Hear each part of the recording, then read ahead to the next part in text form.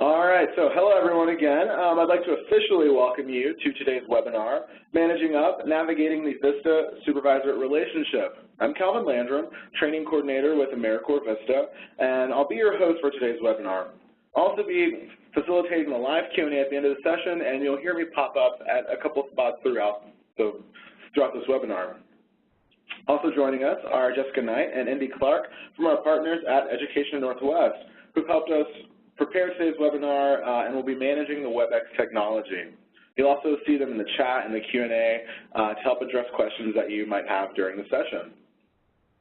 So I'd like to welcome our main speaker today. We are so lucky to have Signa Bishop here with us. Signa's been working in the training and development field in higher education, nonprofit, and national service settings for the past 10 years. She holds a master's degree in education and a certificate in intercultural training and development through Portland State University. Before joining Oregon Health and Science University in 2013 to work on leadership development, Signa worked for several nonprofits recruiting volunteers, engaging students in service, running college access programs, and managing AmeriCorps programs. She's been a very busy lady. Signa also got her professional start as an AmeriCorps Vista. So hello, Signa. Hi, Calvin, and good morning, everyone. I'm super excited to be here to discuss best practices for managing up, or in other words, how to communicate effectively in order to develop a strong and productive working relationship with your VISTA supervisor. As Calvin mentioned, I served as a VISTA myself, and then went on to serve as a VISTA leader and VISTA program director, so I'm quite familiar with many of the challenges that come up between VISTAs and their supervisors throughout a service year. I might not go so far as to say that I have heard it all, but I do feel comfortable saying that I've heard a lot. Likewise, in my current position, I work with supervisors, folks just like your VISTA supervisors, and I help them build their leadership and management skills. As such, I can provide some perspective on what your supervisor might be thinking or where they're coming from. Hopefully, this will help you better understand the supervisor role in general, as well as what might be going on with your supervisor and what managing up strategies might be most effective with them.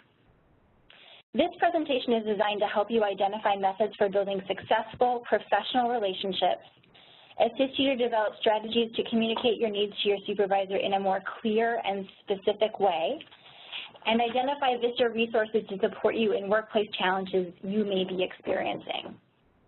We'll also explore ways to address some of the common communication challenges that VISTAs face while navigating their service year, provide practical solutions for improving communication, as well as bust some common myths about managing up.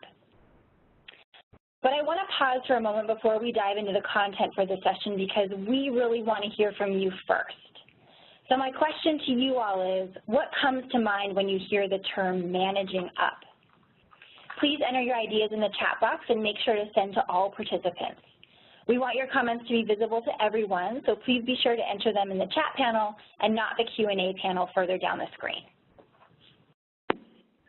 Yeah, so go ahead and put those suggestions or answer the question, in the chat box. What do you think of whenever you hear the term managing up? Let's see, Amy says, holding a supervisor accountable in a respectful manner. That's definitely part of it. Kristen Raleigh says, no idea. Well, Kristen, you're in the right place because we were going to talk to you all about managing up. Let's see. We've got, when I think of managing up, I think about managing my managers in terms of how they treat me. Totally. It can be about, hey, like this is my working style. Can you help me out with this? This is how I learn best, and having those conversations.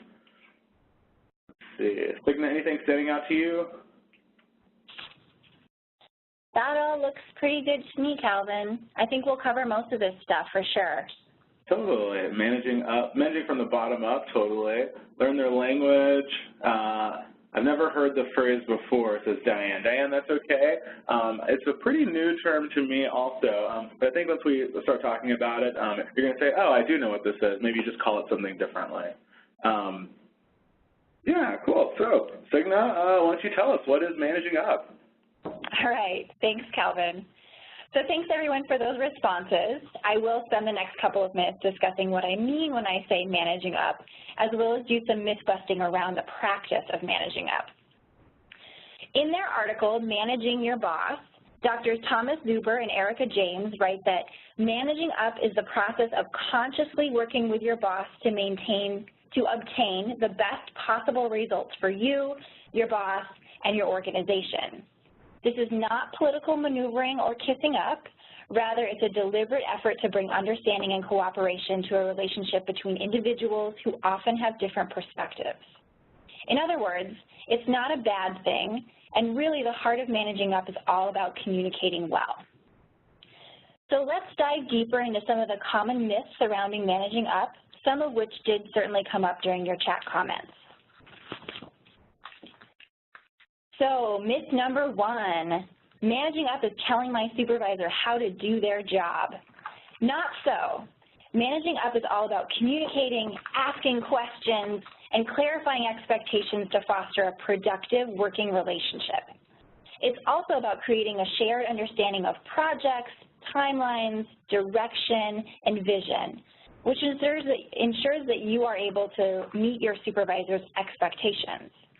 Likewise, your relationship with your supervisor is about collaborating to maximize outcomes, which you can do better together. So really, managing up is about being easy to supervise.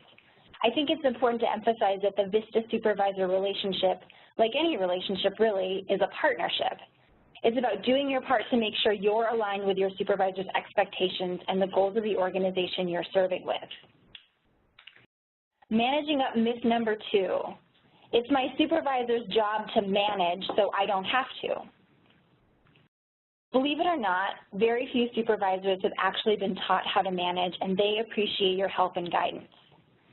Also, even though you may not manage other people at this moment, you're in charge of yourself.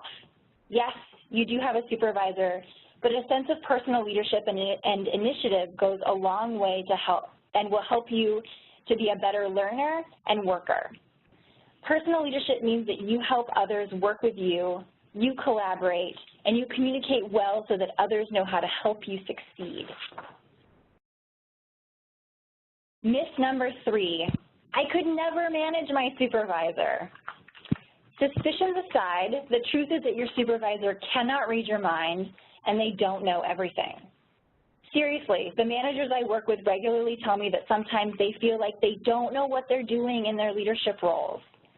Also, in my leadership training work, managers often tell me that managing is easier if the people they supervise actually communicate their needs. Believe it or not, managing people is hard, and supervisors struggle too.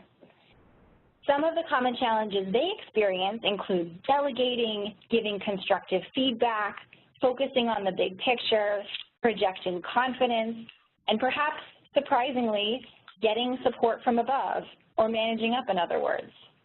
In fact, one of the topics I teach managers in my classes is how to manage up to their directors, department administrators, and vice presidents.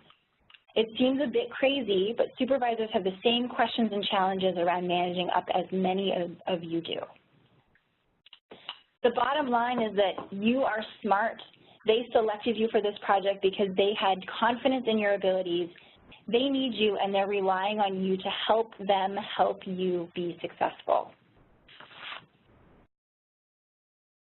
So now that we've discussed a few managing up myths, let's talk about some of the real-life managing up challenges that you're currently experiencing or have struggled with during the VISTA year.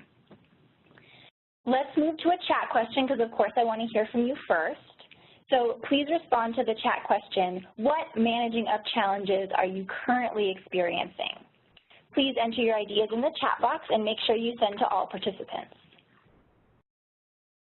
I'm curious to see what the responses are on this one. Jennifer says communication, having the same vision, timeline, expectations on almost all tasks. Right. All right. I see a lot of communication in here. Yeah. That's great. We'll definitely talk about that. Multiple supervisors, not enough feedback. That can be a little frustrating when you're like, hey, I'm doing this. Like, can someone tell me, am I doing a good job? Am I going in the right direction? Not having some direction can definitely be very frustrating. Totally. I'm definitely seeing that theme as well around direction. very little support, prioritizing. Yeah, that can be tricky. I've definitely been in that position, where it's like I'm working on 8 things at once and I don't know which one needs to be done first. Let's see, accountability, direction, unclear goals, expectations. Chelsea says, I write grants and we of course have specific deadlines. My supervisor has to review all of these drafts. However, she's unorganized, busy, and is always doing things last minute. If you're a person who's always if you're a person who's like always ahead of schedule, and making sure that you're on time, I can see that one being a challenge. Cool. Favoritism, treating VISTA as staff, no time during the week, only have one formal meeting a month. That's Molly Christian. Molly, you should try to up that, and say, hey, can we meet twice, maybe twice a month, maybe once every other week. But we're going to get into that later. Cool. Well, thanks for answering that chat question, everyone. We definitely got some themes that have come up. But pause. Before we get to that, someone says in all caps, here on my side, my supervisor is great, and I really love my job. That's what we like to hear. Yeah, yay. Yeah, so, Signa, let's hear. I'll pass it back over to you. Cool. Thanks, Calvin. Those were some great chat answers that came up, and we really appreciate that. We definitely saw some themes, and we're going to address some of those. And we'll also have some time during the Q&A if folks have questions that we don't get to, but I feel pretty confident that we'll get to most of the stuff that folks mentioned. All right, so let's talk about what happens when your supervisor is scary. So you're intimidated by your supervisor, or you perceive them as grumpy, brash, or just plain scary. Now what? So I would encourage you all to start by checking on what assumptions you might be making about your supervisor. How you're perceiving them may not be the way that they're intending to come across. One of my VISTAs once told me that she thought I was intimidating when she first met me, and it totally blew my mind. I had no idea that other people might find me intimidating. So maybe your supervisor doesn't either. Or maybe they just have a really direct communication style that makes them seem insensitive. Or maybe they're not a morning person. Our list of what-ifs could certainly go on, but I'm just asking you to check in and see if your idea of them is accurate. Do other people see them the same way? Check your impression with your coworkers. The other folks who work with you are your allies and can be excellent interpreters regarding communication styles, supervisor pet peeves, and general office culture. Also, you might want to consider whether you're basing your assumption on one particularly memorable interaction with your supervisor. Did you catch them at the wrong time on a bad day, say the wrong thing at the wrong moment? Sometimes the stories we tell ourselves about other people and their intentions are not really correct or complete when we start to question how we got to that conclusion. On a related note, knowing your supervisor's hot buttons means that you can avoid stepping in it unintentionally. For example, a former supervisor of mine really disliked complaining, and it took me a while to understand that what I felt like was therapeutic venting and self-expression really pushed her buttons. She felt like complaining wasn't productive and would rather spend time and energy focusing on what we could actually control and influence. Once I figured this out, our relationship significantly improved. This is a managing up challenge that a lot of managers in my classes struggle with as well. I regularly hear them say, this is good advice, but how do I find out my supervisor's hot buttons? My response is often, well, have you tried asking? This strategy tends to make people pretty nervous, but it's really the easiest way to get the information you need. You might say something like, what's your biggest pet peeve at work? Or what advice do you have for me to avoid irritating you? You should ask in a way that makes sense for your relationship with your supervisor, but I'm here to tell you that just asking isn't that big of a deal. The worst that can happen is that they say they don't know off the top of their head. Maybe they say they don't have any hot buttons, which if they're human is likely not true, or that they tell you they prefer not to share this information.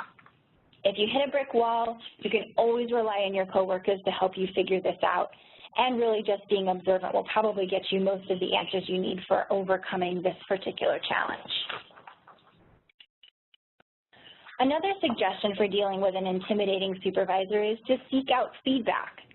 This can be scary in and of itself, but it's a huge opportunity to better understand how your supervisor perceives you.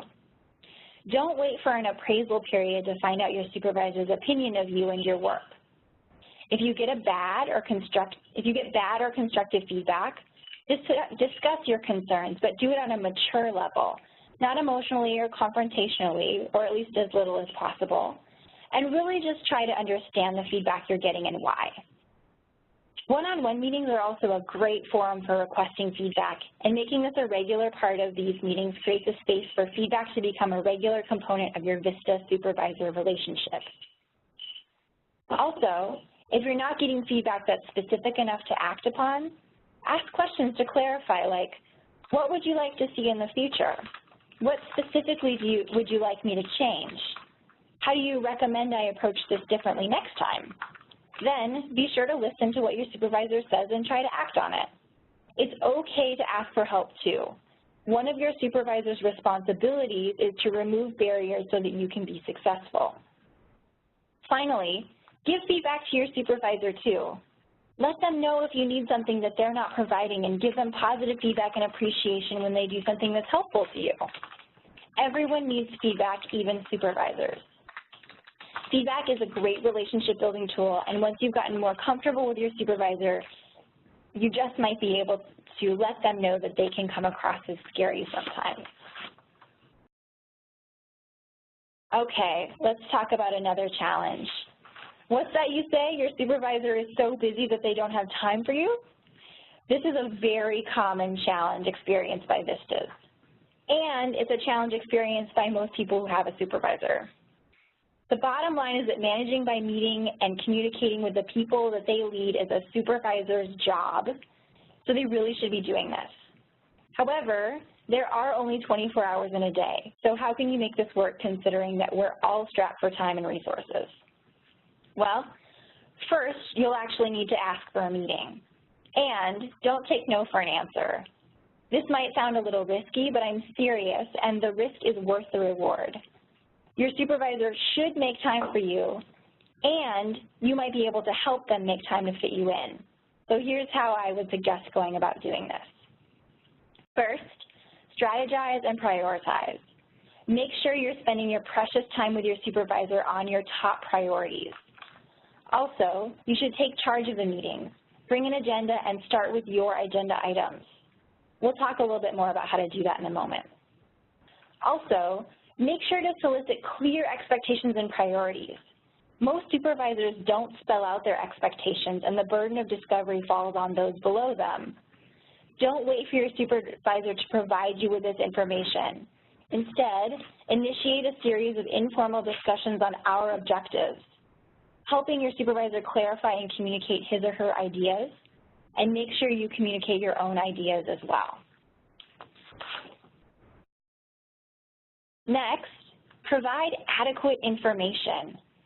Information is power, and a poorly informed supervisor cannot advocate for your needs or make the best decisions for your project or for the organization. I also recommend coming to your supervisor with solutions and not problems. You may not know all the answers, but coming with a few solutions to a challenge you're facing will show them that you've thought through the problem, and they'll likely be more willing to and able to help you brainstorm additional options and help you implement the solution. Also, be sure to relay good and bad news, and don't surprise your supervisor. Remember that your supervisor has a supervisor too, and that they're responsible to this person. As a manager, it doesn't feel good to have your boss tell you about a mistake, or sometimes even good news about their team, if that's the first time that they've heard about it. It makes managers feel disconnected and vulnerable. So don't put your supervisor in this situation. Make sure they know about everything that's happening with your project, good and not so good. Another great tip is to match your communication method with their preference. Do they prefer email, Skype, in-person, texting, walking meetings in between other meetings? Varying your communication method can be a great way to snag time with your supervisor if they can't sit down with you for 30 minutes at a time. If you need to talk to them, Send them an informational email in the morning, and then walk them to an afternoon meeting to get the information you need from them. Finally, follow up after you have a conversation to check for understanding and make sure that you document who's doing what so that everyone is accountable. Clear communication is also just a great way to build trust with your supervisor. If you communicate well, they know what they can expect from you, and they know that you're making every attempt to make sure they have all the information they need to be successful themselves. A great tool for facilitating communication is the one-on-one meeting. We'll discuss one-on-one best practices in a bit, but if you're not already having formal one-on-ones with your supervisor, I highly recommend asking for this time with them. It's a great opportunity to share, to update your supervisor on your project, learn about their agenda, and build your relationship. Another common managing up challenge is when supervisors take the no news is good news approach, which means that they only communicate if there's a problem. If this is you, you are not alone. And unfortunately, this is a very popular but less than effective management technique. Mostly this happens because the supervisor is very busy or because they try to avoid giving constructive feedback because they don't want to hurt others' feelings, or because they're trying to avoid micromanaging and they've swung to the other side of the spectrum to totally hands-off, or it could be because you're awesome and they feel like you don't need a lot of coaching. But regardless of the reason, at best this method is exasperating, and at worst it can create a culture where we all walk around on eggshells trying not to attract the supervisor's attention because it means we're in some sort of trouble. However, don't despair. You can counter this tactic by being visible, by asking a lot of questions, and by working to build a professional relationship with your supervisor. Many of the strategies that work for a busy boss work with the no news is good news supervisor too. These include catching their attention during in-between times, grabbing coffee before a meeting or walking and talking on the way, using the time on a car trip as a relationship building opportunity, or snagging a few minutes of their time after an all-staff meeting. By taking advantage of these in-between moments, you can actually get a lot of the information you need to get your work done. Also, make sure to use these few moments strategically by prioritizing the questions you have and by asking for feedback on specific issues. This time may be precious, so make sure you're getting exactly what you need. Finally, asking your supervisor about themselves and their job can help draw them out so that they'll be more forthcoming with both positive and constructive feedback. This is a good relationship building tool for almost any situation, and people generally like to talk about themselves, so use this to your advantage. People are much more likely to help those with whom they have a relationship and with whom they feel genuinely care about them. While you're at it, tell your supervisor a bit about yourself too. Okay, next challenge, and we definitely heard this come up in the chat questions. Help, I have 12 supervisors. This is one of the other issues that we hear from VISTAs a lot. Okay, so maybe it's not 12, but more than one, which can sometimes feel like too many, and this can be a real challenge. Even if you have 2 awesome supervisors, expectations may collide or mismatch. They may not be communicating with each other, or they may both think they're your #1 supervisor and their assignment should take priority. So what can you do to work within this situation? Well, I recommend frequent communication and documentation and follow-up to make sure everyone is on the same page. This might look like copying all your supervisors on informational or project-specific emails, keeping great meeting notes and perhaps storing them electronically where everyone can access them, or maybe emailing meeting notes out after to all your supervisors so everyone can stay apprised of what's going on. Also, you can always ask them to talk to each other. It's totally okay to discuss the concerns you have about feeling pulled in different directions or about having conflicting priorities. If this is the case, it's likely your supervisors just don't realize that this is happening, and hopefully they'll take steps together to figure it out. Also, the positive spin on this is now you have more mentors, a larger network, and several potentially excellent references. So it's possible that having more than one supervisor will turn out to be a great opportunity, especially as you finish out your VISTA year and are looking toward what's next. The no boundaries supervisor. This was another one that came up during the chat comments. To be honest, this is one of the hardest challenges to manage because it can feel so uncomfortable. But we've all been there. We've all had a supervisor, colleague, acquaintance, or maybe even a friend that has shared something with us that felt like a boundary violation. We may have even done it ourselves. To err is human, and so is the overshare. However, if you've got a supervisor who's regularly sharing too much about their personal life, their politics, or their religious views, it can get awkward fast. In fact, I think this is one of the fastest ways for supervisors to lose trust and create a destructive or toxic work environment. Typically, though, there is hope for helping someone recognize the impact of this behavior. First, and this is the hardest part, call it out in the moment if possible. This way you can provide a specific example of exactly what was said that's making you cringe. Then describe how their behavior is impacting you. For example, you might say, when you tell me about your Tinder profile, it makes me uncomfortable, and I feel like it interferes with our professional relationship. I want to get to know you, and I appreciate that you feel comfortable sharing this with me, but that's a little too personal. Be direct, be specific, and be clear about what behavior should stop. Many times people overshare because they're trying to relate to others.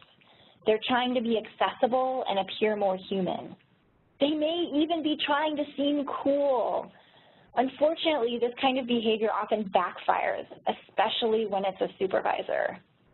However, it's likely that this person just doesn't know how they're coming across, and having someone point it out in the moment will be enough to shine a light on how their behavior is impacting the people around them. With any luck, you will come across as professional and kind, and they will be suitably horrified and apologetic.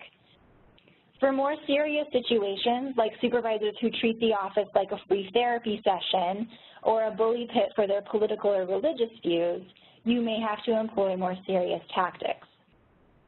If you've addressed this issue directly with your supervisor and they continue to violate reasonable boundaries, I would encourage you to discuss the issue with a senior leader of your organization. Now, be careful. This may be a nuclear option because you generally want to avoid skipping links in the chain of command. But if you're on the receiving end of a constant oversharer and you need this behavior to stop, a conversation with a senior leader may be just the right intervention. We'll also discuss other resources like your VISTA leader and CNCS staff members a little later, which may also be helpful to you if you need to talk through your options to determine the best course of action in this situation. So now we're going to transition from managing up challenges and talk about a particular specific intervention that I've already mentioned during this presentation. I'm talking about the one-on-one meeting, which, in my opinion, is one of the best options for building a productive VISTA supervisor relationship. But before we jump into talking about best practices using a tool that I love, I want to get a better sense of how many of you are currently having one-on-one meetings with your supervisor. So please answer the poll questions on the right side of your screen. Yeah, let us know about it. Let's see, what's our question is, do you have regular one-on-ones with your direct supervisor? Yes, we meet, but not regularly. I rarely meet with my supervisor. I've never meet. Or what's a one-on-one meeting? I hope that's not the answer. That you guys have what's a one-on-one meeting. I hope you've at least met them a few times. Yeah, I mean, I guess in my situation, like I don't really have a specific one-on-one meeting set up all the time, because I work in the same office and I see my supervisor every single day, multiple times a day, and we've got a pretty good working relationship. I can see though, like if we were working in different offices or very far apart, like it might be helpful to have a one-on-one. But let's see what you guys say. Or we're waiting for these to calculate. Oh, look at that, Cigna. 129 people said yes, so that's the majority, which is good. They say, yes, we have regular one-on-one meetings. Some people say, we meet, but not regularly. Only 4, I guess the good sign, only 4 people said I never meet with my supervisor. All right, that's pretty good. I'm impressed. That's pretty good. Yeah, I do want to acknowledge that I know all of you are supposed to be having one-on-one meetings with your supervisor and that this is a requirement of VISTA. However, I also want to acknowledge that what we're supposed to do isn't what we always do, and it isn't always possible. And sometimes it isn't even the best thing to do. Being required doesn't mean it's realistic or relevant. However, this doesn't mean that your supervisor is off the hook for meeting with you. I just want to recognize that life gets in the way of our best intentions sometimes. This being said, let's spend a moment talking about one-on-ones because I think it's one of your best resources for getting the attention you need from your supervisor. And it's something that you can ask for directly, easily set up, and lead without asking too much from your supervisor. Best practices for ensuring successful one-on-one meetings are as follows. One-on-one meetings should be held weekly or as often as possible for 30 minutes. They should be scheduled at regular, consistent times and are rarely missed. In addition, the primary focus for the one-on-one meeting is on you, the VISTA, and you should always make sure to take great notes and follow up on action items. I want to make sure to mention that this tool is linked on this slide and is geared towards managers, meaning that it's intended for supervisors to use during a one-on-one meeting with their employees. However, the one-on-one meeting approach is easily transformed or turned around so that it can be used by the person being managed during a one-on-one. In fact, my supervisor and I both use this tool and bring our own copies to our one-on-one meeting. So I fill it out, he fills it out, and then we come together and discuss our topics. Okay, so let's dive into the actual one-on-one meeting approach, which describes how the time during this meeting should be spent. The premise of the one-on-one meeting is called the 10-10-10 approach. This means that the 30-minute meeting is broken out into 3 10-minute sections. The first 10-minute block is for you, the VISTA, and you are responsible for leading this part of the meeting. This means you bring the agenda items and you go first. This ensures that you get the time you need for your questions and have the space to inform your supervisor about successes, as well as any barriers you're facing. The second 10-minute block is for your supervisor's agenda items. One of the secrets of this model is that you going first during the first 10 minutes ensures that your supervisor won't monopolize the entire meeting with their stuff. However, because you went first, it's very likely that they've already checked off some of the things on their list because you've already addressed them. So they should definitely also get what they need during their 10 minutes. The final 10 minutes of this meeting are for your career development, personal and professional goal setting, and any other growth opportunities. This is set aside as an intentional part of the approach so that there's always time for these conversations. This may be where you talk about mentorship, take a look at your resume, get connections from your supervisor for informational interviews, work on a stretch goal, etc. As such, hopefully this becomes a regular part of your VISTA supervisor interactions and is an ongoing discussion throughout your service year. This is also a great opportunity to continue to develop and strengthen your relationship with your supervisor. In addition to the one-on-one tool, the Manager Tools website also has several amazing podcasts that are helpful if you're looking for more information on how to conduct and get the most out of one-on-one meetings. The link to the website where you can find an editable one-on-one meeting document and the podcast is included in the resources section of this presentation. All right, so if one-on-one meetings are at heart about relationship building, let's discuss some of the questions you can use to engage your supervisor in the one-on-one conversation. Here are a few relationship building and expectation setting questions that may help you think about what kinds of questions you'd like to ask your supervisor. What is your preferred mode of communication? This ties back to several of our common challenges, and getting this information up front can go a long way towards making sure you're communicating well as getting what you need from your supervisor. What are your expectations for this project? Try to get specifics by asking about timelines, deadlines, project partners, and what you should do if you run into a problem. What can I handle on my own, and what needs your approval? This is a great question to know and can be a huge time saver for you to move your project along. This is also just a great clarifying question about span of control and authority. How often would you like status updates on this project? Ask this and then provide status updates on schedule. This will help you build credibility with your supervisor, and if they say that they don't really need status updates, take initiative and provide them anyway. Can't hurt. What are your top priorities for this project? This question shows that you care about alignment and that you're interested in helping your supervisor meet their goals in addition to your own. Understanding your supervisor's agenda also means that you can align your tasks and projects with that agenda in order to forward both your goals. It also means that your supervisor is more likely to advocate for you and will see you as a trusted ally. So I just provided you with a few examples, and I'd love to hear from you all as well. Can you think of any other relationship building questions? Or what types of relationship building questions have you used in the past? Please enter your ideas in the chat box and make sure you send to all participants.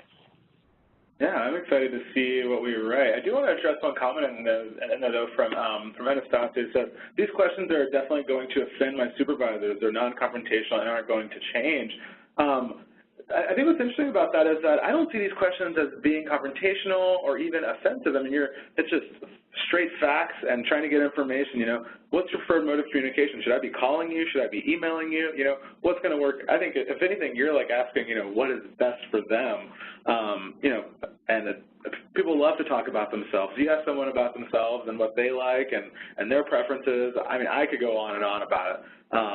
You know, what are your expectations of this project? I mean, it's like, you know, frame it as, you know, I would frame it as, you know, I'm asking these questions so that I can get the information to do this properly in the way that you need it done.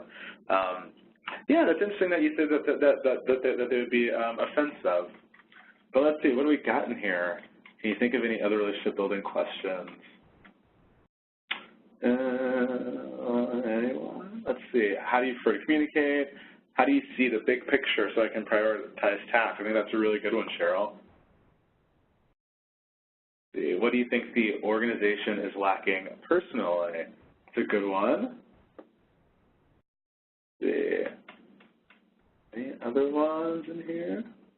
What are key components of this project? These are great.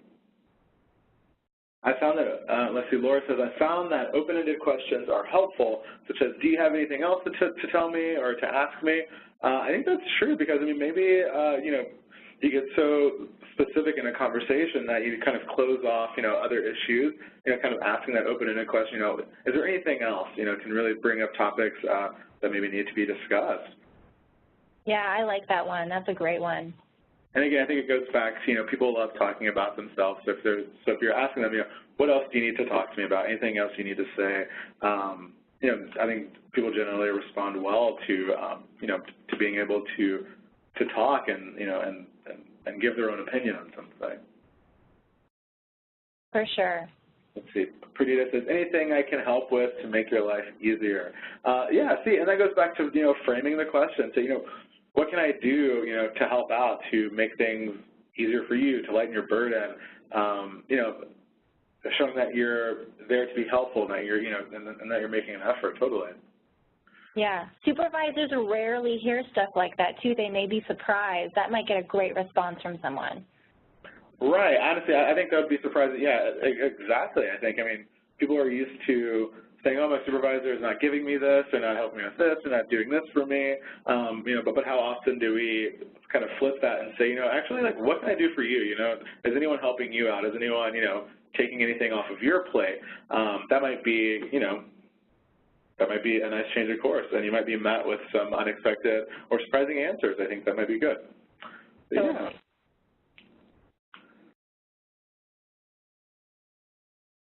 All right. All right, guys, these are great, and please keep on putting these into the chat. You know, I hope everyone's scrolling through. If you can't take notes because it's going kind of fast, you know, you can copy and paste and things. But these are great questions and a great way, you know, to get these conversations going. So let's go back to Signa, who's going to tell us about a little bit about getting support. Cool, thanks, Calvin. And thanks for those responses. Those were awesome. So we know that a year of service as a VISTA is not without its challenges, and we want to make sure to encourage you to tap into your resources for support. Calvin and I will spend the next few minutes discussing some of the resources available to you at your site, your VISTA program, and the Corporation for National and Community Service. I definitely saw some challenges that came up in the poll that are certainly big challenges. So let's talk about what to do if you have a really tough supervisor situation. First, I want to give a shout out to the support offered by other VISTAs at your site or on your team. My fellow VISTAs during my 2 service years were a great source of support and camaraderie. I encourage you to ask your fellow service members what's working well for them and tap into the resources of your peers all over the country through the VISTA campus forums. Likewise, your coworkers can be an amazing source of support and assistance. They have a history with the project and they can give you a first-hand account of what it's like to work at the organization, as well as give tips on how to succeed and thrive there. A few coffee dates with coworkers can go a long way toward making your service year awesome. Furthermore, your supervisor's supervisor may also be a resource and source of support for you. This can be tricky because, like I mentioned earlier, you typically want to avoid going over your supervisor's head when issues arise. But if you really need help and you feel like you've hit a wall with the other resources at your site, you can certainly reach out to a higher level in the organization to see if they have advice for you. Finally, I want to acknowledge that bad bosses are a fact of life. They exist in almost every organization. There's a mountain of research and literature devoted to analyzing and understanding them. And there are people, just like me, whose jobs revolve around preventing, diagnosing, and curing bad bosses. And yet, they persist. So what can you do about it? You can learn from them and you can vow not to be like them. Some of our best learning opportunities come from failure, even when it's someone else who's failing. So take this opportunity to study up on what a bad boss looks like, sounds like, and don't be like that. I've had some terrible bosses who taught me to be a great employee. My scary bosses made me empathetic. My busy bosses made me resourceful. My bad communicator bosses made me articulate. My 1 million bosses made me organized. And my no boundaries bosses made me shrewd. My point is, they all made me better. It was super hard, but I learned a lot and I wouldn't be where I am today without them. So seize the bad boss opportunity and learn what you can from them. It won't last forever. So with that, I'm going to hand it over to Calvin now to discuss some of the ways that VISTAs and VISTA itself and CNCS can be helpful to you for those extra tough situations. Yeah, totally. And I'm also just kind of, cracking up still at that chat. Just to go off topic for 1 second, this is 2016 is the year I learned how not to be a boss. Well, hey, at least you learned something. I mean, you had to struggle through it, but you learned something. That's really great. I mean, well, it's not great that you, Some of the most valuable life lessons there. I assure you, I feel for you, but I know that's some awesome life learning. It really is. I mean, and then think about it. In the 6 months, 3 months out, you're going to look back and be like, God, that was really, that was not fun. But I'm glad I did it. I'm glad I got that experience because now I know what to look for. It'll definitely make you more appreciative when you do have a good boss to say, "Ooh, thank God you weren't like that guy." But, all right, so there may be times, when a situation with a supervisor is maybe too challenging for you to manage on your own. But, I mean, it's a reality. It definitely happens. Sometimes you're faced with things that you just can't solve by yourself. For example, let's say your supervisor is straight up just mean to you or harasses you. Or maybe your supervisor's MIA and you don't know when you'll see them again. Or maybe you really do have so many supervisors that you can't get any decisions made on your project. I've seen this come up in the chat just today. Some of these very same things if you have any of these challenges or any other situation that is preventing you from having a successful VISTA service experience, I want to make sure that you know of some of the resources, and I want to point you to some of the things within VISTA, that can help you out. VISTA's here to help you if you do have a situation that's too challenging. Your supervisor is not your only form of support. If maybe you have a VISTA leader, you've got other people in your office. You have, your state office, which we'll talk about in just a second. There are so many people out there, to help you out. I mean, your parents maybe could call them. They're probably older. I'm sure they've had multiple jobs, and they can maybe give you advice. If it's someone that you feel comfortable talking to, saying, hey, I've got this going on at work. Have you ever dealt with this? How did you handle it? How did you get through? Just remember that your supervisor is not the only person that you have to turn to for support on your VISTA service. So speaking of, VISTA leaders are pretty good, for general advice, pointing in the right direction for resources. They can serve as a liaison or a facilitator for difficult conversations. I've definitely done that before. I say, hey, you're pretty cozy with Dave, and I really need to talk to him about this. Would you mind, kind of being there and supporting me when I go and ask him this question? A lot of people are more than happy to do so, just to help you out. But yeah, VISTA leaders are there for you, and that's what they're there for. If they don't have the answer, they can point you in the right direction. Your state office, any issues just go to your state office for any issues that you might have in terms of the overall management of the project, maybe the direction of the project, or its ability to attain its goals. Honestly, any issues that cannot be resolved by your supervisor, go to your state office. As you can see, we put up here how to get in touch with your state office. It's very, it's very easy.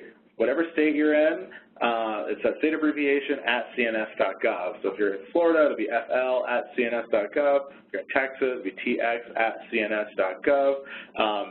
Shoot them an email and say, hey, this is what's going on in my project. If something kind of doesn't feel right, would you mind helping me and guiding me through this?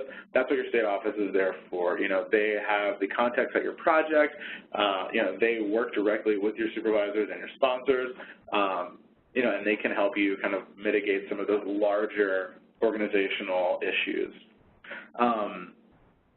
Maybe you feel like you don't have a sense of direction or supervision. Your VAD is not, not what you're actually being tasked with. Like, you're doing things that are completely outside of your VAD, which is not allowed. You shouldn't be doing that. Go to your state office and say, hey, these are things that I'm doing. This is what my VAD said I would be doing. Can you help me get back on track with this? I think I saw someone in there that said they were doing direct service. You should not be doing direct service. If you're doing direct service, reach out to your state office and say, hey, I'm doing this. I know I shouldn't be. Can you help me? And they will, help you out with that. And also, last but not least, certainly not least, our other VISTAs. Like, you guys are in the chat offering support and offering help and giving advice, and this is wonderful, and this is what you should be doing. And not only on these webinars, but in other arenas as well. We have the VISTA Campus forums. You can go in, you can post a question, and you can get responses and replies. Maybe you have other VISTAs that are serving in your area. You can check out the VISTA map to connect with them and reach out and say, hey, having this issue, do you want to meet up real quick, maybe grab coffee, come over to my place and chat for a little bit. Whatever it might be, I'm having these issues. Reach out to other VISTAs because they've been there, and they're actually, maybe they're currently there. Yeah, I mean, it's so easy. If there's not other VISTAs at your site, connect with, people virtually to see if they have other suggestions. Just know that you're not out there by yourself. You're not an island. You have all of the support all the way up through the chain. Your state office is not as far as you think they are. We're not as far away from you as you might think that we are. So if you need support, all you have to do is reach out. And people are here to help you. So with that, I'm going to pass it back over to Signa, who's going to give us some ideas for next steps. Cool, thanks, Calvin. So now what should you do with all your shiny new Managing Up knowledge? So we have a few ideas for you about next steps. I would encourage you to take time to write down a few questions that you feel are most important in establishing a great working relationship with your supervisor. The relationship building questions that we reviewed during the presentation may be helpful, or you can certainly create your own or use ones that your fellow Vistas came up with in the chat box. Next, ask for and set up a one-on-one meeting with your supervisor to discuss the questions you created. Also, schedule a recurring one-on-one meeting with your supervisor to keep yourself on track, build rapport, and discuss any issues that you're having. Finally, research managing up strategies and find what works for you. The advice I provided is pretty applicable to a variety of situations, but you'll still need to make these strategies your own and find out what's going to work with your communication style and in your particular situation. However, I will encourage you to try something new and to push yourself out of your comfort zone a little. The rewards for your efforts may surprise you. To help you out with the research piece, I've included some links of several of the articles that I used to help create this presentation, as well as the link to the website where you can get the one-on-one tool and podcast. There is also a link to Vista resources should you need to tap into your CNCS support network. So now that you've learned some tips, tricks, and tools for managing up, what are your next steps? What's one thing from today's presentation that you want to put into practice? We'd love to hear from you about your ideas. Please enter your ideas in the chat box and make sure you send to all participants, please.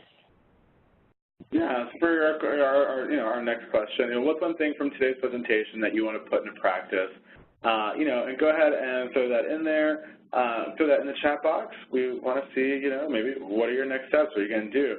Straight up asking my supervisor directly. Jake, that is, I think, for me, one of the most important and overarching themes of this entire presentation is just having a very direct, non-emotional conversation with your supervisor if you're having issues. I think that's a great idea. So I'll create a more specific agenda for meetings with my supervisor, the 10-10-10 model. Love that 10-10-10 model. It's really good. And I think it's very clever to have yourself go first so that your supervisor can't take over the whole meeting. And that's probably good for meetings in general that you're trying to lead. Let's see, I want to be more intentional about setting meeting agendas. There you go. Again, those agendas. It's always, and I think I saw someone say, I'm more of an introvert. I don't really, it's not easy for me to have these conversations. But go in, write your questions down, have an agenda, have a plan. And if you have to, go over it, practice it. Say your questions out loud to yourself so that you're comfortable saying them. So that once you get in there, you say, oh, I know this material. I'm not caught off guard by anything that's going to happen. I have a schedule. I have some questions in a set agenda. Send it beforehand and say, hey, for our meeting today, this is what I'd like to cover, just so that the other person's not caught off guard either. That'll definitely help you have an excellent conversation. Let's see, setting healthy boundaries. Going to ask my supervisor what her hot button issues are. That's a fun conversation to have. I think it can be. If you say, what are your pet peeves? I love complaining sometimes. People will say, oh, I hate when this happens. I hate when you do this. If you listen to what they're saying, you'll be able to get a lot of great information out of that. These are really good next steps. I'm glad everyone's getting something out of this. This is wonderful.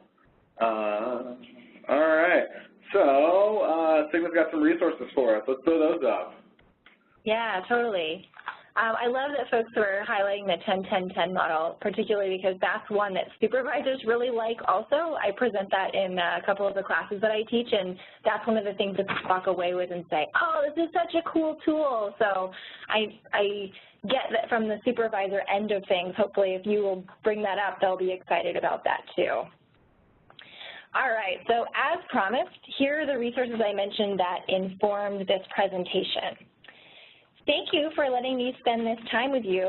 I always love talking to Vistas, and this topic in particular is close to my heart since I get to teach about it all the time.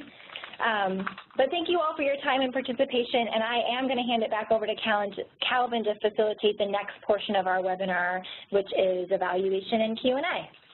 Yeah, totally. You guys have just been putting things in the Q&A box, and thanks for that. If you put a question in the chat box, there's a chance that we probably won't get to it because, as you can see, it's kind of blowing up, and it's really hard to keep track.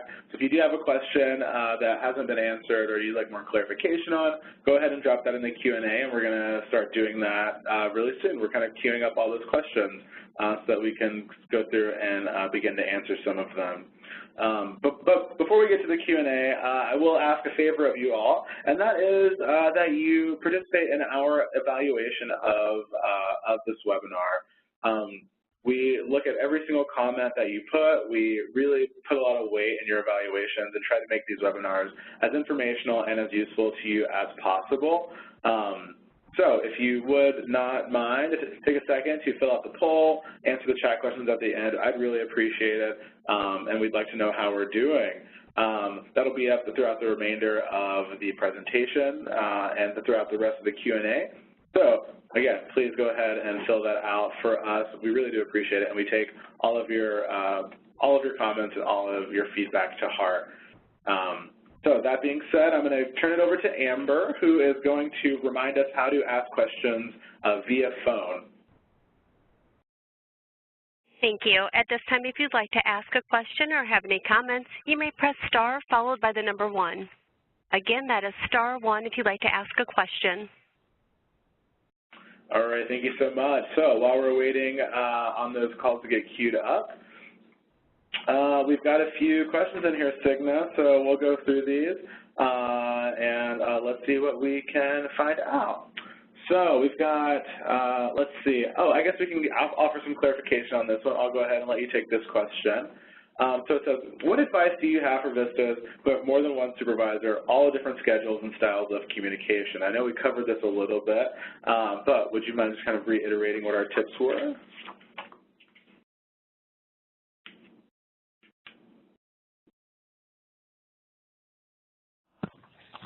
Hey, Calvin, can you repeat that question real quick?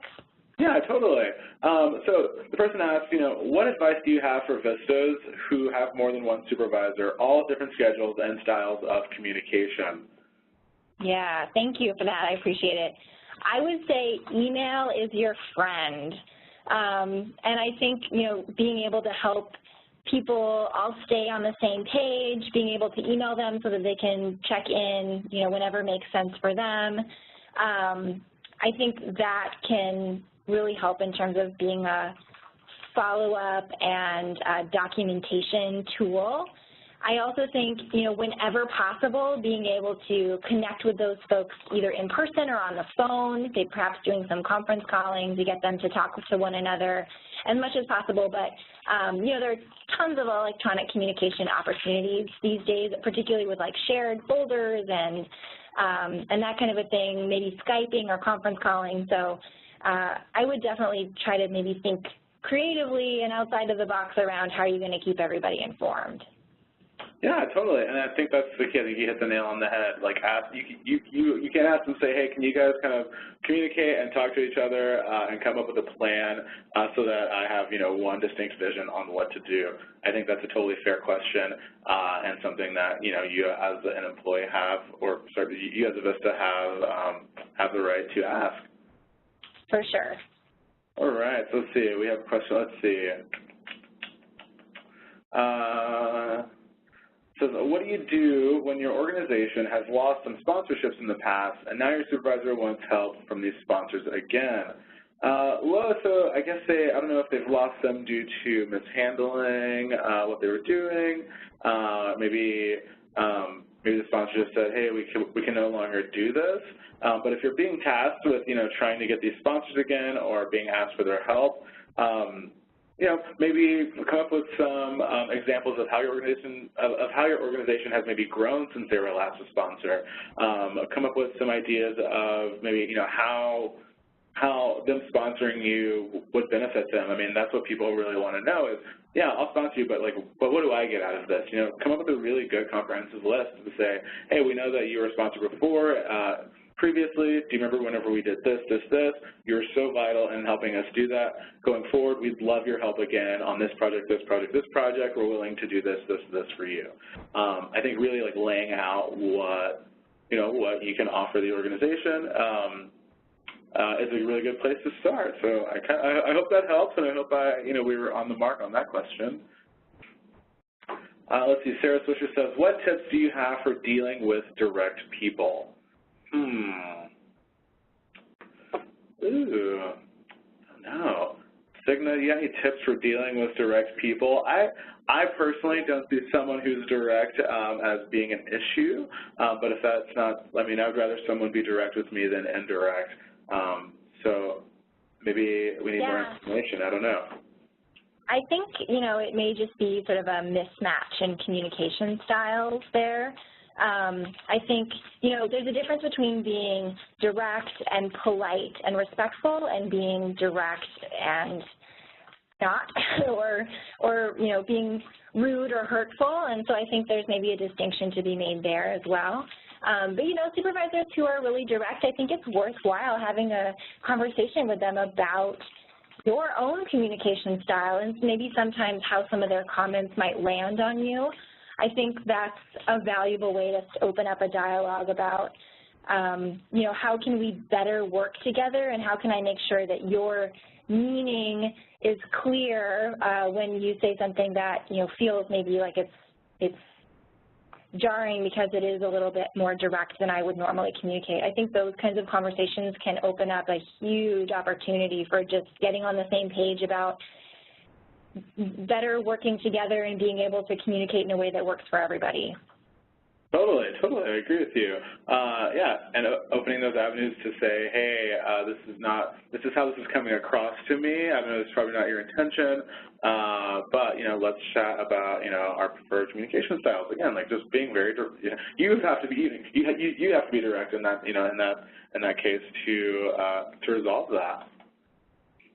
So let's see, we got a question from Julia Nye that says, we've been having trouble not only with communication, but with our supervisors demanding tasks that are not directed towards our VAD.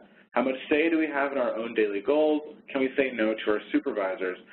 So there are definitely cases where you're allowed, as a VISTA to say, I can't do this project. I can't do this task. Especially when it comes to things like doing direct service versus indirect service. You should not be doing direct service as a VISTA. You can say, hey, I'm not allowed to do that as a VISTA, and that's okay. We would support you in saying no to that request. There are some things, that maybe overall support the missions of your VAD, but aren't directly, don't directly influence the things that are in your VAD that you can do. I think that if you're having any questions about your VAD and need some clarification on, hey, am I allowed to do these tasks? Should I be doing this task? I would first go to your supervisor and say, hey, can we have a discussion, about these tasks and how they're related to my VAD?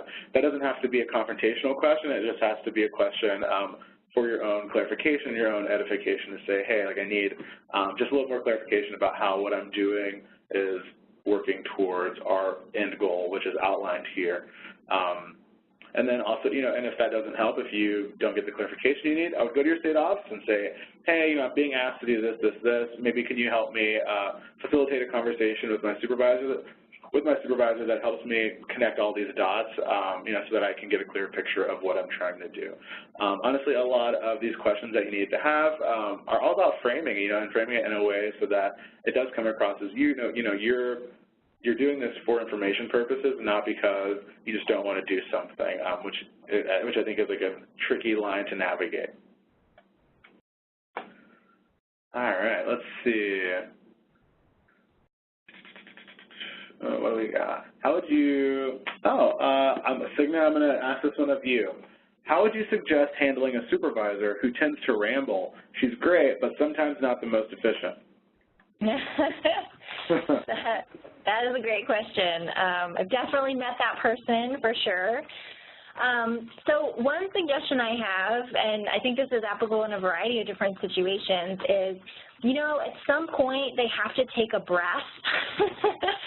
The ramblers do have to breathe at some point, and I think you can respectfully but also directly insert yourself in that moment and say, I really appreciate that we're going down this track. I wonder if maybe we're getting off track a little bit, and I want to just check and see if we're discussing the kinds of things that, we came to this meeting for. Just, I think using it as a process checking moment can be totally fine. I think also, maybe that's a relationship building opportunity, is being able to engage in that conversation. This may be that this is this person's communication style for building relationships, and for example, that wouldn't be my style, but being able to sort of step outside yourself sometimes and engage in some of that conversation that is maybe, I don't want to say that it's water cooler talk because it sounds like it's slightly different, but just that kind of getting to know you stuff might be really helpful in getting you to a place where you can sort of comfortably insert yourself or direct the conversation. That's a really tricky one, though, because, I get that you want to be polite and you also want to be efficient. And those folks can get off topic pretty quickly, and it can be difficult to bring them back. But I think just a polite redirection is a fine way to handle that. Oh, agreed. I have to do it all the time here in my own meetings, here at headquarters. Someone will start talking about something, and I say, okay, cool, that's great, I love that aside, but we're actually here to talk about what's in front of us. Let's steer back this direction, please. People understand, because chances are, if you're feeling like things are going off the rails, there's someone else in that room who's also feeling like things are going off the rails, and they were just waiting for someone else to speak up. So if it's you, great. More power to you.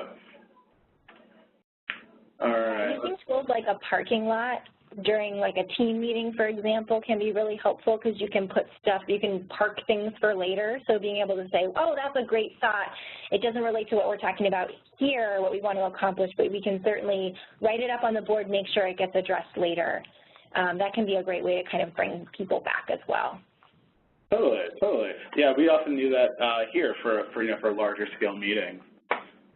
Right. Let's see. Someone says, "Ooh, this is a tricky one." So I'll try to put some input, and then we'll see.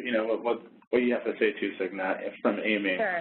Says, I often have to hand in my work to my supervisor before it can be used. However, he tends to be unorganized and doesn't look at my work in a timely manner. This leads to higher up positions blaming me for being late. What should I do? That's a hard one. Can I jump in? Yeah, please. I might suggest, and I'm not quite sure in terms of,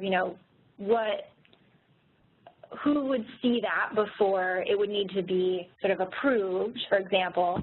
But, I mean, it may be an opportunity to start just copying higher up folks on what you're sending to your supervisor, or letting them know, either verbally or an email to say, just want you to know this is coming, sent it in for approval, my supervisor's looking at it. I think this may be an opportunity to bring other people into the loop about what's happening, so that you can kind of help hold your supervisor accountable, and also let other folks know that you're doing what you're supposed to be doing, on time. I also think you should address this directly with your supervisor and let that person know. And maybe you have, but letting them know how their behavior or inaction is affecting you can be just the highlight on that they need to understand, how that really is impacting other people. You may not know that, but those would be my suggestions.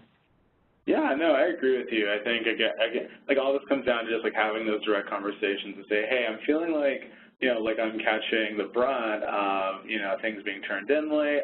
I can show you here where I gave this to you, in time.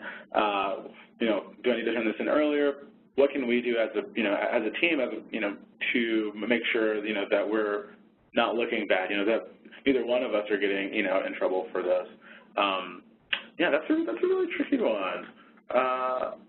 That's a tricky one.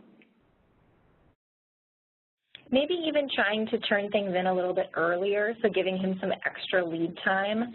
I've done that on a couple of projects before, where I know I've had either partners who have a piece in it, or supervisors who are approving things, to get them something extra early so that they have a little bit of extra time, and that can be a helpful tool as well. It means that you have to be, really on top of it and extra organized, but sometimes if that's what you need to do, then that can be a great way to get folks to do what you need to do in a timely fashion. Totally. Let's see, Sean says, what tips do you have for a person who has overshared with staff about personal matters, awkward around others, falls under a protected class, but is an asset to the organization? I think it's okay to have that boundaries conversation, even with someone who, and I'm not entirely sure what you mean by protected class, but I think it's okay to have that conversation and say, hey, it really makes me uncomfortable whenever, we discuss, our personal matters here, can we keep our relationship at work very professional? That's just kind of what I need to be able to do a good job. I think it's okay to have that conversation and, and see what comes out of that. I think you can own some of that too, as, to kind of take some of the, maybe, I don't know whether it would make it less awkward, but be able to take some responsibility for that too, which just doesn't mean that it's all on you, but that it can be helpful in helping that person hear your feedback. I've said before, I'm not somebody who is super open at work. I'm pretty reserved, and that kind of sharing makes me uncomfortable. And so I've sort of tried to make it, this is my thing, and it's that's helped sometimes in terms of having those boundary conversations. And you can choose whether that would work for you or not, but I think sometimes that helps people hear that feedback a little bit easier because it's less about them and you're sort of saying, this is really about me, but you're still getting what you need in the end. Yeah, totally. I find that helps also. Let's see, Crystal says, I had a actually, I want to go to Amber on the phone to see if we have anyone on the phone. Thank you, sir. Once again, if you do have any questions, please press star followed by the number 1. All right, thanks. So Crystal Rivera says, I had a conversation with my supervisor, and she's not taken any action. I'm not sure what the next step should be. I'm not sure what the next step would be. Conversation with my supervisor, and she's not taking any action, not sure what the next step would be. If this was a long time ago and, and you guys kind of had an argument, I think it's best to address that and say, hey, I'd like to, talk about our argument or our whatever that we had the other day. Those conversations are really difficult. I mean, I've had them lots of times. I've had to do it plenty of times. You kind of suck up your pride and say, hey, I need to talk to you about this. Let's clear the air and get to a place where we can work together again. The longer you wait, the more it kind of festers and gets, and builds, and you're looking at this person every day being like, how don't you talk to me about this? And the next day, it's like, why are you still not talking about this? But neither one of you is making a move. If it's really bothering you, I would step up and, and kind of put on your brave face and say, hey, we need to discuss this because it's affecting our working relationship. Yeah, it also may not be that big of a deal. I mean, maybe they just forgot about it or haven't gotten to it yet, and you bringing it up will be the opportunity for them to say, oh, you're right, or, oh, I wanted to tell you I had this issue and it's going to take a little bit longer. I am much more organized than my supervisor is, and so this is actually a regular part of our relationship as I follow up with things with him that he was supposed to do, and I just, say, where are we at with that? What's going on? How can I help you? Let me know, keep me in the loop, and he's super open to doing that, and will let me know, exactly where he is with stuff, and sometimes he's behind, and it's just opened a sort of great forum for communication between us where I feel comfortable checking in with him, and he also feels comfortable sharing what is going on with him because he's a busy person, and sometimes my expectations on timeline are unreasonable. So just that double check on keeping that line of communication open. But for me, it hasn't been like a scary thing to talk about. It's just been part of our normal, the way in which we get work done. Right, and it's like once you do it once, you have that conversation, it gets easier every single time you have to do it. Totally. Amy has a really good, fun question. This is actually really interesting, Amy, and I'm interested to see what they're going to have to say too, because I think this is a good question, and probably not one that is unfamiliar to Vistas serving all over the place. It says, I recently graduated college with a degree in the field my VISTA assignment happens to be in. I know my supervisor has education experience in a different field. I often feel like his ideas and suggestions oppose my education on the topic. How do I discuss this with him without sounding rude or like I'm telling him what to do? So it sounds like you maybe went to school for something directly related to your VISTA subject, and your supervisor, who has probably been there for a little while, has ideas that kind of contradict what your education says. Wow, that's good, and I think that's I think it's a really good learning point, or a really good opportunity, for some personal growth and reflection to say, this person has been doing this for a long time, and I realize that I'm maybe new to this organization, and the way that it works sometimes is that the value of someone else's word who's been there for a really long time has more weight than yours. Especially if they're your supervisor, and that's just kind of the way that works. I know my supervisor, sometimes I'm very passionate about things, and I say, no, this needs to be this way. This is the way that it should be. My supervisor says, well, we're going to do it this way because this is the direction that we're going to go in. I have my own reasons for this, and this is what we're going to do because, this is what I'm saying on this one.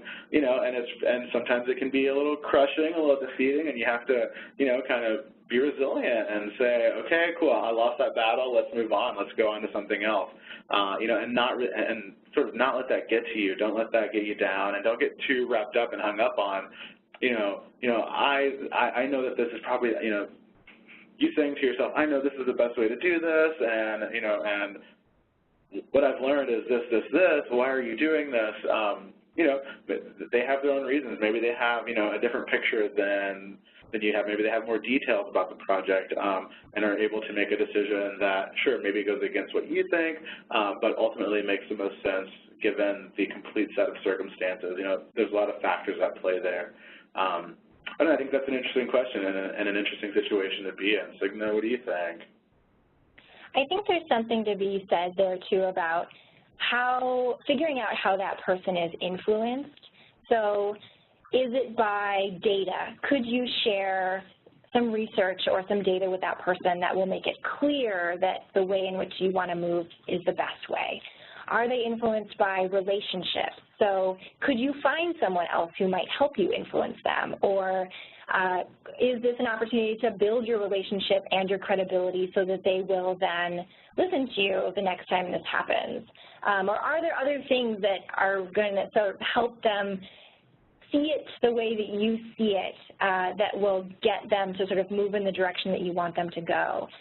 So I think that's a helpful thought. And then I also just think, letting them know that, this is a little bit different than what I learned in school, and I'd just like to figure out sort of where the disconnect is, or what additional questions should I be asking to kind of get to the place where we can be on the same page about this. I think it's fine to have that conversation and just bring in, that's not what my experience says. Let me figure out where you're coming from, and let me bring in some of my information and expertise to sort of help shine a light on why I think we should do it this other way, for example.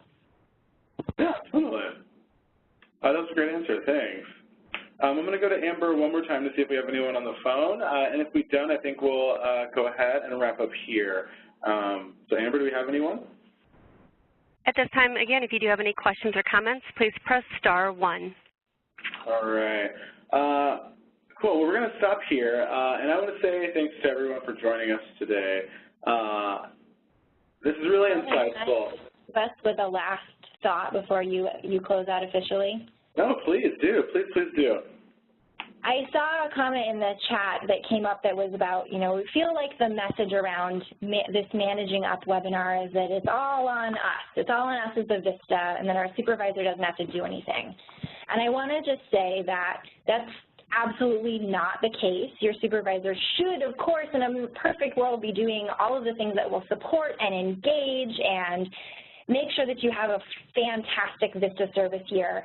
I think the message that we really want you to take away is just that you are empowered to make some of these requests and to bring in tools and resources that you think are going to be helpful for building your relationship and getting what you need. And you have agency as a human and a person who's going to be on this project. They're relying on you to do this work that's going to help build the capacity of their organization. And, you know, Vista, by nature, you are walking into a situation where you are a change agent. And one of the ways in which you might be able to do that is in helping your supervisor better manage you. So I just want to put one more sort of plug back in for that, is that, no, of course, your supervisor should be helping you with all of this stuff, and you also have a responsibility to help them build that relationship as well. Definitely, and to that point, again, I want to say you have support, you know. I saw someone say, who else is out here with me, you know, out here in West Virginia? There may not be Vistas immediately around you, but you have people that you can go to. You know, you can go to your state office, you can call the VMSU even if you need to, and they can guide you to the right people. They can help you, you know, they can actually help connect you with your state office, you know, if you're having trouble kind of finding the words for what's going on. You know, reach out to your Vista leader. Again, connect with your fellow Vistas on the Vista campus. There's so much help out there and so many resources. So if you're feeling like you're getting frustrated, you know, really exercise all those avenues. This has been really helpful, everyone. And I do want to say that this, throughout this conversation, we've been pulling out some of your tidbits from the chat. So if you think that all this information stays in a bubble, it doesn't. I'll be sharing, you know, some of the sort of higher level issues anonymously, you know, with our state offices, so that we can, you know, so that they know what's going on out there, you know, because we don't want you guys to think that, like, oh, I'm just out here struggling, no one's helping us. I saw a couple of comments. Is anyone, like, even evaluating our supervisors, you know, to know what's going on? And they definitely are. You know, we're always looking for chances to improve and give you all the best experience that we can. So again, I want to say thank you for attending this webinar. We hope that you can join us for our next one, which is on writing winning grant proposals. It's coming up October 26th. We also want to share that on November 15th, there will be a session for supervisors focused on managing Vistas. So it'll be the flip side of this coming up in November. You know, check onto the webinars page under Connect and Learn to sign up for future webinars, and we hope to see you again soon. Thank you so much, Digna, for being on here. You are incredible and always a pleasure to work with. My pleasure. Thanks, Calvin. All right, bye, everyone.